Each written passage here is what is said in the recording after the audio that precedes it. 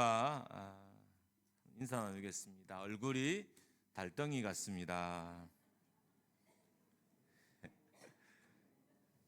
좋은 인사가 아니라서 다들 인상을 쓰고 계시네요. 추석 명절 기간에 말씀 묵상이 좀 잘 안 돼서 마음이 좀 아쉬움이 남았어요. 묵상을 하고 또 새벽 기도를 전하고 전한 말씀을 저희가 홈페이지에 늘 이렇게 올려요. 그게 명절이 되면 새벽 기도를 안 드리니까 이게 저도 약간 이렇게 멈추더라고요. 또 아쉬웠던 것은 이번 명절 기간에 큐티 본문이 솔로몬의 삶의 절정에 대한 클라이막스에 대한 말씀들이에요. 그러니까 이런 의미인 거죠.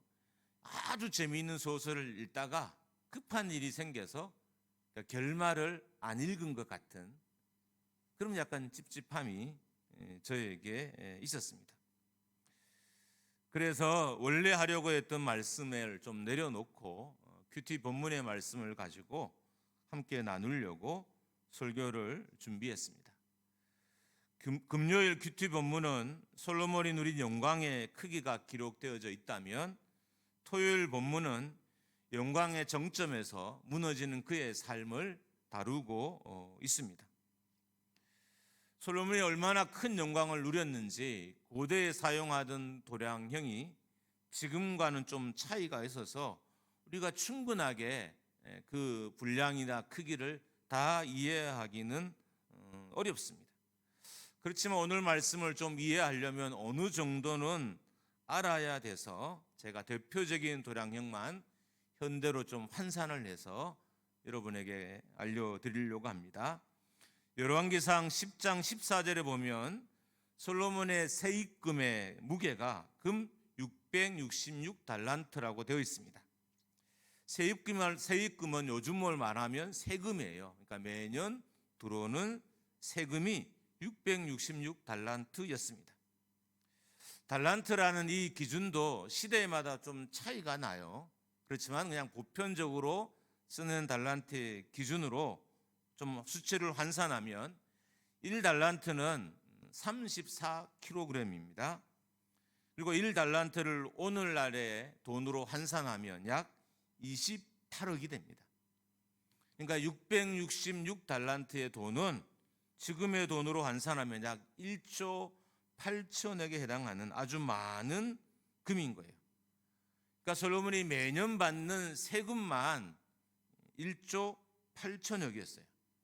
근데 그가 누리고 가지고 있는 것은 이것에 비하면 너무 많아요. 대표적으로 아버지 다윗이 솔로몬에게 성전을 건축하기 위해서 물려준 유산이 있어요. 얼마냐 하면 10만 달란트예요. 그리고 은은 100만 달란트. 이 둘만 합쳐도 플러스 마이너스 약 한 70조에 해당되는 어마어마한 양입니다. 그리고 스바 여왕이 솔로몬을 방문하고 솔로몬에게 준 예물이 120달란트였어요. 왕을 아련하고 그 왕에게 드리는 예물이 120달란트라는 것은 어떤 의미냐면 그 정도는 줘야 솔로몬의 가치와 이스라엘의 나라의 가치를 인정하는 규모라는 거예요.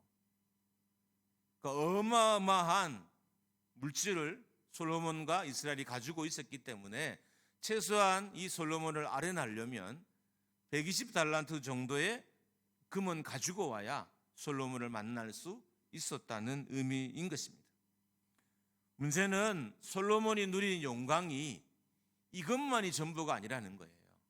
제가 지금 말한 것만이 전부면 그냥 어느 정도 라고 이해도 하고 우리가 그래도 납득할 수 있는 가져보지 않는 돈이긴 하지만 납득은 할 수 있잖아요. 근데 이것만 아니고 이거에 오히려 수십 배 되는 많은 것들을 소유하고 누린 사람이 솔로몬이었습니다. 우리는 뭔가를 가지게 되면 이것이 우리의 신앙에 합당한 것인가를 살펴야 돼요.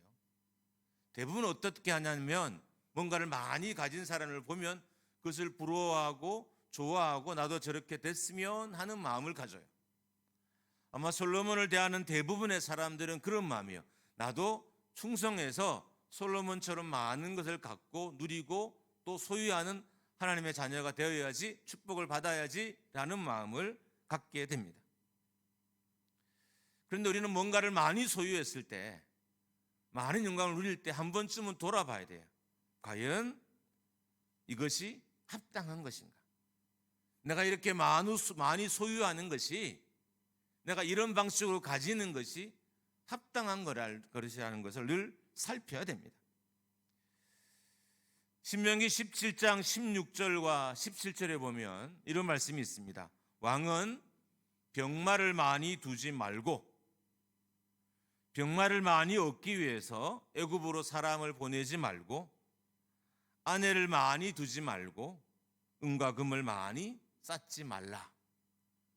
이게 하나님이 이스라엘의 왕들에게 하신 말씀인 거예요. 그렇다면 솔로몬의 삶은 이방신을 섬기기 이전에 이미 하나님의 말씀을 어긴 삶을 살았던 거예요. 우리는 많이 소유하고 많이 가진 것을 부러워하잖아요. 근데 그것이 과연 하나님의 말씀에 위배된 것이 아닌지를 살펴야 돼요. 근데 솔로몬의 이 많은 부는 하나님의 말씀에 위배된 거였어요. 우리가 바라보고 그냥 무턱대고 좋아하고 하나님 나도 솔로몬처럼 축복해 주십시오 해야 될 것이 아니라는 거예요. 솔로몬의 이런 삶은, 하나님의 말씀은 어긴 삶이었습니다. 그가 말씀을 어기고 누리면 안 되는 규모를 누리기 시작했습니다. 참 신기한 것은 말씀을 어겨야 누릴 수 있는 게 많아진다는 거예요. 말씀에 순종하면 누릴 수 있는 것이 작아지고, 말씀에 불순종해야, 말씀을 어겨야 우리가 누릴 수 있는 것이 많아져요. 말씀을 지키면 지킬수록 어쩌면 우리가 즐기고 누리려고 하는 많은 것들은 제약을 받게 됩니다. 말씀에 순종하면 누릴 수 있는 것이 적어지고 줄어집니다. 말씀을 어기고 하나님께 불순종해야 많은 것을 누리게 됩니다. 말씀을 어기고 누리는 것이 과연 축복일까요? 말씀을 떠나서 누리는 것이 과연 축복일까요? 그런 삶을 우리가 부러워할 수 있을지 몰라도 성경은 그것을 축복이라고 말하진 않습니다.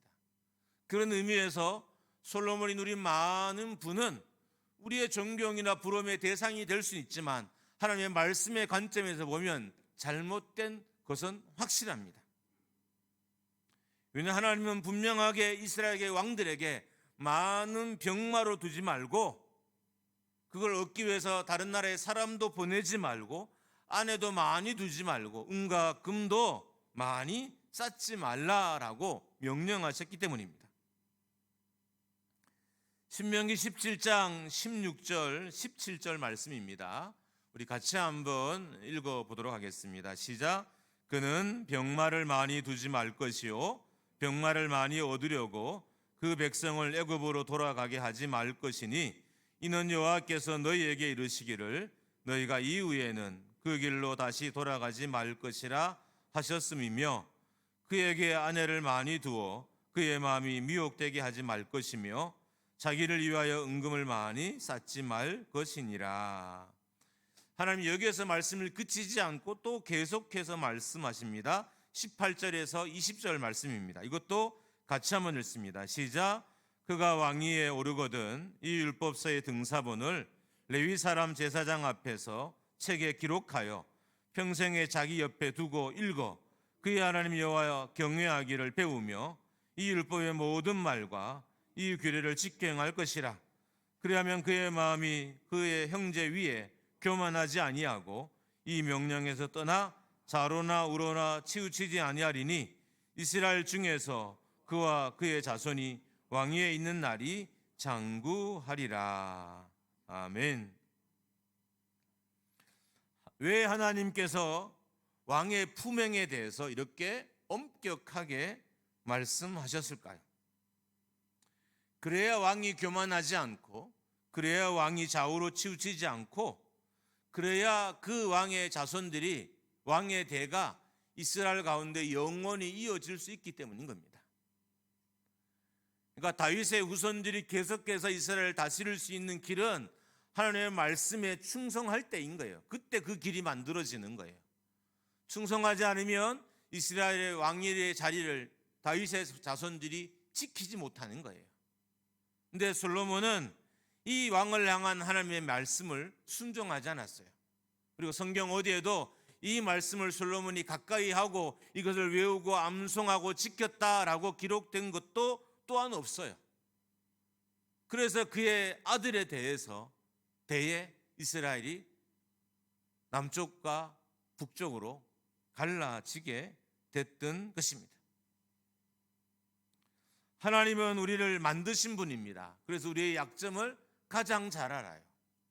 하나님이 다윗을 왕으로 세웠고 솔로몬을 왕으로 세우셨잖아요. 그래서 다윗과 솔로몬의 약점을 가장 잘 알아요. 그래서 왕들이 넘어지지 않기 위해서 이 말씀을 왕들에게 가르치도록 전하셨던 것입니다. 성도든 또 하나님의 백성이든 우리가 말씀 안에 있어야 넘어지지 않는 거예요. 솔로몬이 말씀을 떠나자 그의 인생이 구부러지기 시작했고, 조금 언급하겠지만 기울어지기 시작했고, 그의 인생이 왜곡되기 시작했던 것입니다.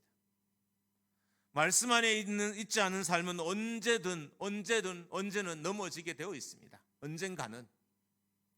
말씀에 순종하지 않는 삶은 지금 잘 되는 것 같지만, 지금 돈을 많이 벌고 행복한 것 같지만, 지금 잘 되는 것 같지만 언젠가는 반드시 넘어지고 그 인생이 기울어지게 되어 있어요.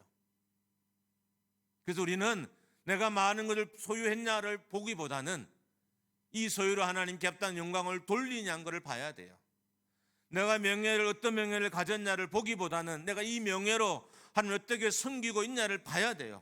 이 명예가 하나님의 순종의 결과인 건지, 이 부가 하나님의 순종의 결과인 건지, 이 건강이 하나님의 순종의 결과인지를 살펴야 하나님이 기뻐하고 합당한 삶을 살 수 있게 되는 것입니다.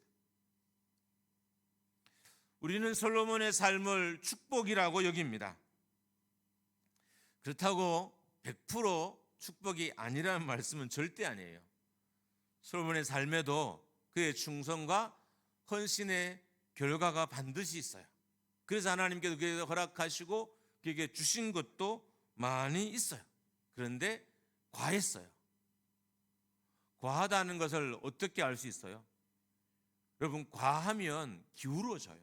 뭐든. 탑도 균형 있게 쌓지 않고 과하게 쌓으면 무너지게 되고요. 그러니까 저는 시골에서 자라니까 어린 시절 이렇게 곡식단을 쌓을 때가 많았어요. 부모님이 이렇게 추수를 하면 저희들은 그것을 묶어서 단을 쌓아야 돼요. 근데 어린 마음에 한 자리에 많이 쌓으면 이게 좀 덜 귀찮잖아요. 그래서 한 자리에 많이 쌓아요. 여지없이 무너져요. 근데 우리 부모님은 절대 한 자리에 많이 쌓지 않아요.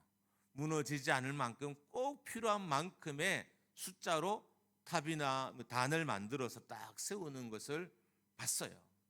여러분, 과하면 기울어져요. 솔로몬이 어떻게 과하냐를 알 수 있냐면 그의 인생이 기울어지기 시작했거든요.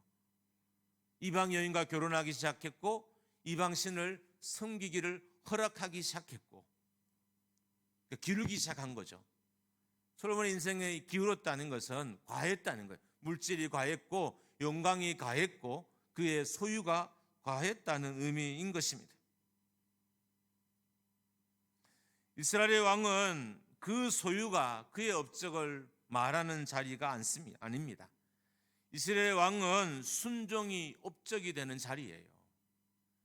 하나님이 이스라엘 왕을 칭찬하고 그를 칭송할 때 그의 순종을 보고 칭찬했지, 그가 많이 가진 것을, 그가 많이 소유한 것을 칭찬한 적이 없어요. 다윗의 순종을 보고 칭찬했지 다윗이 가진 것을 가지고 칭찬하지 않으셨어요. 솔로몬의 순종을 보고 칭찬한 것이지 솔로몬이 가진 것을 가지고 하나님이 칭찬하지 않으셨다는 것입니다. 우리는 솔로몬을 볼 때 순종을 보지 않고 소유를 봐요. 소유를 보니 그는 축복받은 사람이 되는 것입니다. 그런데 이스라엘 왕은 순종이 업적이 되는 자리예요. 순종해야 훌륭한 왕이고 순종해야 좋은 왕이고 순종해야 하나님이 쓰시는 왕인 것입니다. 우리는 솔로몬의 삶에서, 솔로몬의 말년의 삶에서 경고를 찾기보다는 축복을 자꾸 보게 돼요. 우리의 눈이 축복에 자꾸 머물게 돼요. 그리고 나도 저런 부와 영광을 내가 어떻게 누릴 수 있을까라고 생각하기도 하고 기도하기도 하고, 그때는 마음이 좀 불편해하기도 합니다. 왜 나는 솔로몬처럼 하나님의 풍성함을 누리지 못할까? 어떻게 하면 솔로몬처럼 많은 것을 누릴 수 있을까를 생각하게 됩니다. 근데 우리는 솔로몬의 이 소유에서, 이 풍부함에서, 솔로몬의 영화에서 그의 불순종을 보기 시작해야 됩니다. 솔로몬이 많이 가지게 되면서부터 불순종하기 시작했어요. 솔로몬이 적게 가질 때는, 많지 않았을 때는 이미 많긴 많았어요. 아버지가 물려줬잖아요. 앞에서 예를 들었던 것처럼 아버지가 물려준 것마도 많아요. 그렇다면 솔로몬은 이 많은 것을 하나님의 순종의 도구로 사용했어야 되는데 그렇게 하지 못했던 것입니다. 그 많은 돈으로 하나님의 전도 만들었지만 우상의 전도 세웠어요. 아내가 이렇게 많은데 아내의 나라에 섬기는 신들을 다 신전으로 세웠으니 이스라엘에 얼마나 많은 신전들이 세워졌을까요?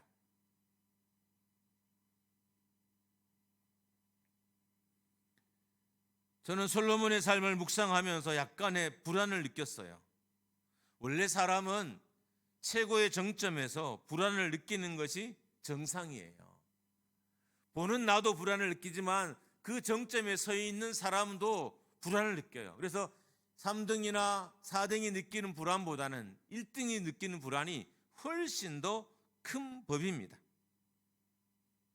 근데 솔로몬은 이 불안을 못 느끼는 것 같아요. 명확하진 않지만, 확실하진 않지만 솔로몬은 이 영화의 정점에서 자기 인생의 불안을 못 느끼는 듯한 그런 느낌이 있습니다. 어쩌면 성공에 도취되었을 수도 있고 어쩌면 영화에 도취되어 있을 수도 있습니다. 여러분이나 저나 하나님의 영광을 경험하면 그 영광에 도취될 수밖에 없어요. 그래서 사람들이 내가 무엇을 잘못하고 있는지를 모르는 거예요. 영광의 정점에 있으면 여러분 모든 좋은 호르몬이 흘러서 내 감각을 다 마비하게 만들어요. 여러분 승리는 마약과도 같아요. 어떤 경기에서 이기는 것 마약과도 같아요. 전쟁에서 이기는 것도 마약과도 같아요. 그래서 승리와 성공에 도취된 사람들은 도덕의식이나 영적인 의식들이 약해져요. 솔로몬이 그랬던 거예요. 이 많은 것을 소유하고 이 많은 것을 얻게 되자 그의 도덕적인 의식이나 영적인 의식이 약해지기 시작한 거예요. 그래서 자기의 소유 안에 어떤 잘못이 있는지, 자기의 영광 안에 어떤 잘못이 있는지, 자기의 은혜 아래 어떤 불순종이 있는지를 잘 살피지 못했던 것입니다. 성공한 자리에 앉은 사람들은 성공에 도취되어 도덕의식이 해이해집니다. 그 대표적인 사람이 사이클 선수인 랜스 암스트롱이에요. 이 사람은 1993년도 미국 국가대표로 선발되고요. 그리고 그 해에 국제사이클연맹에서 주최하는 세계 도로 자전거 경기 대회에서 우승을 하게 됩니다. 우승을 하고 안타깝게 3년 만에 고환암이 걸려요. 정말 기적적으로 폐와 그리고 뇌로 이미 암이 퍼졌기 때문에 죽는 게 정상인데 기적적으로 살아났어요. 그래서 다시 1998년도에 선수로 복귀하게 됩니다. 선수로 복귀한 이후에 2005년까지 무려 뚜르드 프랑스에서 7번의 우승을 하게 돼요. 그런데 어떤 사람이 이 암스트롱이 금지 약물을 복용했다는 것을 고발한 거예요. 이게 실제였어요. 실제로 스포츠 연맹에서 금지한 약물을 먹고 경기를 했던 것입니다. 사이클계에서도 영구 퇴출되고요. 그리고 7은폐한 금메달도 다 박탈당하고요. 그가 받은 많은 후원금도 다 토해냈어야 되는데 55억의 후원금을 그가 다 내뱉었습니다. 영광의 자리에서 자기를 못 지킨 거예요. 그런데 지키기 위해서, 이 영광을 지키기 위해 계속 1등하기 위해서 EPO라는 약물과 테스토스테론, 남성 호르몬이죠. 이 호르몬을 계속 복용하고 투약했던 거예요. 심지어 이것뿐만 아니라 자가수혈도 하고요, 식염수도 주입하고요, 혈장도 주입했어요.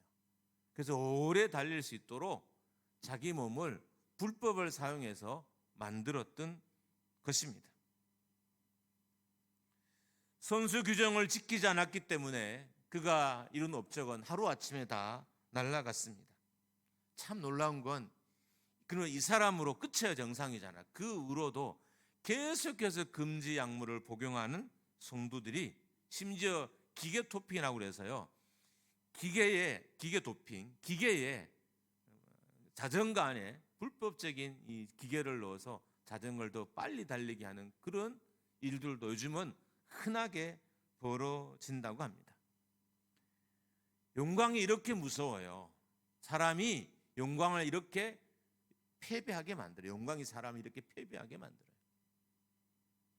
그러니까 솔로몬은 영광을 얻고 난 이후에 이 영광이 합당한 것인지, 하나님이 기뻐하신 건지를 살폈어야 돼요. 이걸 못 살폈어요. 그래서 하나님이 이스라엘 왕에 명령한 왕의 금지 규양들을 어기고 그가 소유하고 누리기 시작했던 것입니다. 하나님은 분명하게 이방 여인과 통혼하지 말라고 했는데 통혼을 했습니다. 솔로몬은 이것을 어기고 이방 여인과 결혼했어요. 근데 어떤 사람들은 이거는 정략 결혼이다. 이 당시에는 이렇게밖에 할 수 없다. 나라가 유지하기 위해서는, 그러니까 이제 혈연을 통해서 동맹을 맺는 거죠. 근데 성경을 가만히 보면 분명히 솔로몬이 이 여인들을 사랑했다라고 돼 있어요. 정략 결혼을 했는데 사랑하는 일이 쉽지는 않을 거예요. 그 마음에 안 드는 사람은 그냥 결혼해서 같은 집에 있는 거잖아요. 심지어 본문에 보면 2번이나 1절과 2절에 2번이나 사랑하였더라라고 하고 있습니다. 솔로몬은 애굽의 왕의 공주뿐만 아니라 모압, 암몬, 에돔, 시돈, 헷 여인을 사랑해서 아내로 맞았습니다. 그러니까 정치적인 결혼이 아닌 거예요. 사랑해서 결혼을 했던 것입니다. 그 결과 후궁이 700명이었고 첩이 300명이나 되었습니다. 솔로몬이 사랑했던 여인들로 인해서 그가 하나님의 말씀으로부터 돌아서게 된 것입니다. 솔로몬이 나이가 많아졌을 때는 이 여인들이 섬기는 신들도 섬기는 일들이 일어나게 됩니다. 4절 말씀입니다. 솔로몬이 나이가 많을 때에 그의 여인들이 그의 마음을 돌려 다른 신들을 따르게 하였으므로 왕의 마음이 그의 아버지 다윗의 마음과 같지 아니하여 그의 하나님 여호와 앞에 온전하지 못하였으니, 그러니까 돌아서게 했다 그랬어요. 이 여인들 때문에 솔로몬의 마음이 돌아섰어요. 여러분, 사랑하지 않으면 마음이 안 돌아서요. 솔로몬이 이 여인들을 정말 사랑했기 때문에 마음이 하나님께로부터 돌아섰던 거예요. 근데 이 돌아서게라는 3절에 나오는 이 단어를 잘 살펴보면 어떤 의미냐면 기울어지다, 구부러지다는 거예요. 그러니까 그때까지 기울지 않던 솔로몬이, 그때까지 구부러지지 않던 솔로몬이 드디어 구부러지고 기울어지기 시작했다는 의미인 것입니다. 시돈 여인인 아스다롯은 바알의 아내예요. 그러니까 바알의 아내 아스다롯을 섬겼고요. 암몬의 밀곰을 섬기기 시작했어요. 이 밀곰은 인신제사로, 그러니까 사람을 제물로 바치기로 유명한 몰렉을 의미해요. 몰렉. 그러니까 솔로몬이 이방 여인의 섬기는 신전을 심고 그 신전에서 인신 제사를 드리도록 했던 것입니다. 모압의 그모스와 암몬의 몰락을 또 섬기기 시작했어요. 모압의 그모스는 이것도 유아 제사로 되게 유명했어요. 어린아이 제사. 앞에 말했던 몰렉은 인신 제사, 사람을 제물로 드렸다면 이 그모스는 어린아이를 제물로 드리는 정말 악한 종교 미신이었어요. 솔로몬이 기울자 이것을 향한 신을 지었을 뿐만 아니라 그것을 따르고 믿기 시작했다라고 되어 있습니다. 이 모든 것들이 여인들 때문이었습니다. 분명히 하나님은 많은 아내를 두지 말라고 명령했어요. 분명히 하나님은 솔로몬에게 은금을 많이 쌓지 말라고 명령했어요. 이 말씀을 어기자 그의 인생이 기울기 시작한 거예요. 어쩌면 여러분과 저의 인생이 기울어져 있다면 말씀을 어긴 자리가 분명히 있을 거예요. 만약 여러분과 저의 자리가 견고하게 서 있다면 지금 우리는 정말 최선을 다해 주의 말씀을 순종하기 위해서 노력하게 있는 것이고, 만약 여러분의 인생이 기울어져 있다면 여러분이 어느 순간 어느 시점에서 하나님의 말씀을 어기고 불순종한 일이 반드시 있을 것입니다. 성도라면 그 자리를 찾아가야 돼요.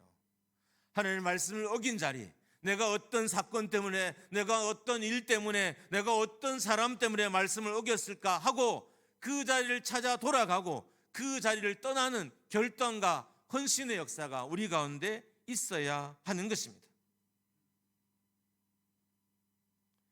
인생의 정점에서, 영광의 정점에서, 목회의 정점에서 하나님을 떠나 자신을 누리는 것이 아니라 인생과 그리고 영광과 목회의 정점을 하나님께 드릴 수 있어야 돼요. 저는 제 인생의 목회의 정점이 왔는지 잘 모르겠어요. 지금이 정점일 수도 있을 수 있고 하나님 이후에도 줄 수 있어요. 그러나 이 정점의 순간에 여러분은 제가 넘어지지 않도록 기도해 주셔야 돼요. 마찬가지예요. 함께 동력하는 성도들도 잘 된다고 할 때 오히려 그 집을 더 기도해야 돼요. 우리는 안 되고 어려우면 엄청 기도하잖아요. 실제로는요, 잘 될 때 더 기도해야 돼요. 안 될 때는 자신이 알아서 기도해요. 어느 정도 성도라면 망하고 있으면 알아서 기도해요. 알아서 눈물 흘리고. 근데 잘 되는 사람들은 절대 눈물 흘리지 않고 기도하지 않습니다. 그럼 우리는 어떻게 해야 될까요? 잘 될 때, 잘 나갈 때 성도를 위해서 더 기도해야 돼요. 목회자들에겐 그래도 그런 마음이 있는 것 같아요. 항상 그렇지는 않지만 하나님, 저 제물로 하나님을 거역하지 않게 해주십시오. 마음에 기도가 조금씩 생겨요. 저 자리에서 우리의 자녀든 남의 자녀든 하나님을 거역하지 않게 해주십시오. 우리는 힘들고 어려운 것은 하나님과 함께하지만 영광은 하나님과 함께하지 않습니다. 오히려 자기가 누리려고 합니다. 어려워서 하나님을 떠나는 사람은 거의 없습니다. 잘 돼서 너무 잘 나가서 하나님을 떠나는 사람은 많습니다. 하나님은 우리가 잘 되고 어려고 힘들고 어려울 때도 함께하길 원하시지만 잘 될 때 영광을 누릴 때도 함께하길 원하시는 분이십니다. 솔로몬 인생의 정점에서, 그의 왕의 자리의 정점에서 하나님을 떠났습니다. 말씀을 어겼습니다. 그래서 그의 인생이 기울어지기 시작했고 구부러지기 시작했던 것입니다. 누누이 말씀드리지만 솔로몬이 하나님을 버린 것은 아닙니다. 하나님과 이방신을 같이 섬긴 거예요. 이스라엘 백성들이 하나님을 떠난 적은 없어요. 그냥 같이 섬긴 거예요. 하나님을 떠난 것이 어쩌면 더 잘 회복될 수 있어요. 근데 하나님과 다른 이방신을 같이 섬기는 신앙은 회복되기가 어려워요. 왠지 아십니까? 대부분의 사람들은 잘 모를 뿐만 아니라 그것을 합당하게 여겨요. 하나님을 섬기고 있잖아요. 그래서 이방신을 섬기는 죄가 아니라 내가 하늘을 섬기고 있으니까. 그래서 이방신을 섬기는 것을 죄라고 생각을 못하게 되는 것입니다. 솔로몬은 하나님과 이방 여인을 같은 위치에 뒀고요. 솔로몬은 물질과 하나님을 같은 위에 두기 시작했습니다. 하나님은 하나님과 여인들을 솔로몬은 동등한 위치에 두기 시작했습니다. 이게 물질이 혼합주의예요. 혼합주의는 같은 위치에 두는 거예요.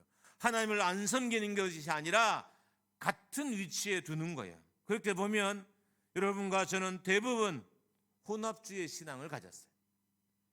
정말 우리의 신앙이 하나님 위의 신앙일까요? 하나님 먼저의 신앙일까요?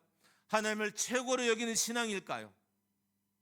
아마 아닐 겁니다. 대부분 하나님과 물질을 같이, 하나님과 명예를 같이, 하나님과 영광을 같이 섬기고 있어요. 근데 하나님을 섬기고 있기 때문에 자기가 믿음이 없거나 안 믿는다고 생각하지는 않아요. 자기가 예배를 드리고 있기 때문에 자기가 불신한 걸 생각은 하지는 않는다는. 그러나 정말 무서운 것은 이 혼합주의가 훨씬 더 무섭다는 거예요.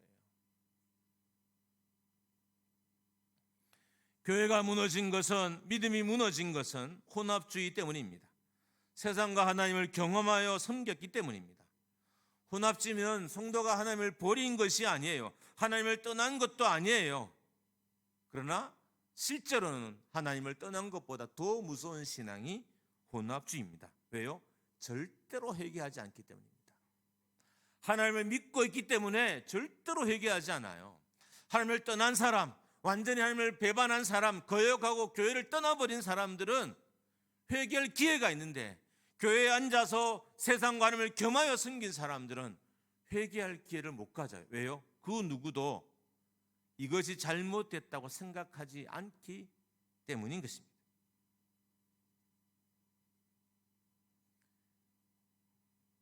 말씀에 불순종하지 않으면 인생의 정점에서 반드시 오류가 생깁니다. 지금 여러분 인생의 정점이라면 내가 말씀에 순종하고 있는지를 반드시 살피십시오. 지금 여러분의 인생에 물질을 가장 많이 소유할 때로 여기면 그 물질이 합당한 걸 살피시고요. 지금 명예가 가장 큰 영예라고 생각한다면 이 영광이, 이 명예가 합당한지를 살피십시오.